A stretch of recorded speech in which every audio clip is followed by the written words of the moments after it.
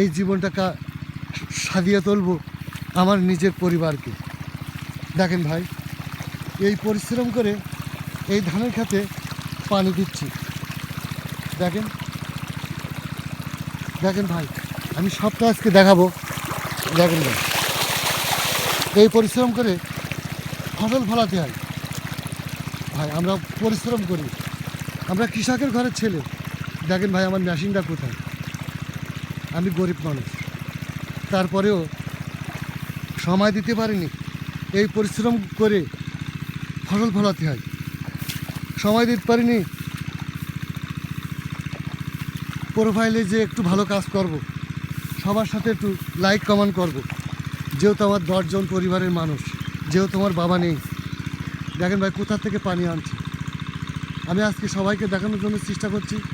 আমার ভিডিওটা দেখবে সবাই, আল্লাহর দোহাই লাগে। আমি বারবার করে বলছি, আমি গরিব মানুষ। আল্লাহ পাক আমাকে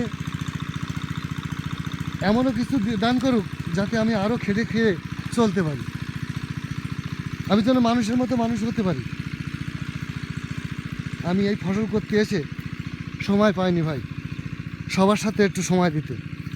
তাই আমাকে কেউ অবহেলা না করে আমার পাশে সবাই থাকবে, কারণ ছোট ভাই আছে, ছোট বোন আছে, তাদেরকে দেখতে গিয়ে আমি অনেক কষ্টে আছি ভাই।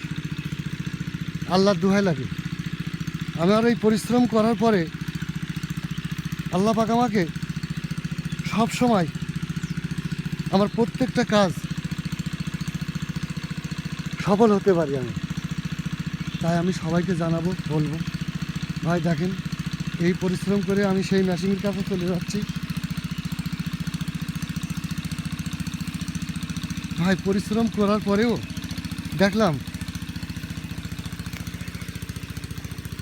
বাস্তবের কথাগুলো বলে কি করব ভাই।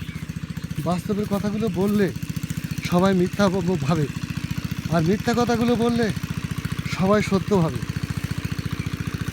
ভাই আমার কিছুই ছিল না, আমার কিছুই ছিল না ভাই।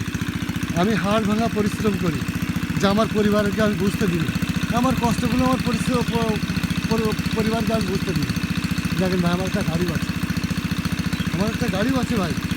আমার এই পরিশ্রম করে শুধু সব কিছু আপনাদের দোয়ায়, আপনাদের দোয়া থাকলে আমি আরও এগিয়ে যেতে পারবো ভাই। আপনাদের দোয়া থাকলে আমি আরও এগিয়ে যেতে পারবো। আমি তো আপনাদের কাছে টাকা চাচ্ছি না, পয়সা চাচ্ছি না, কিছুই চাচ্ছি না রে ভাই। এই ফসল তো আমি একা খাবো না,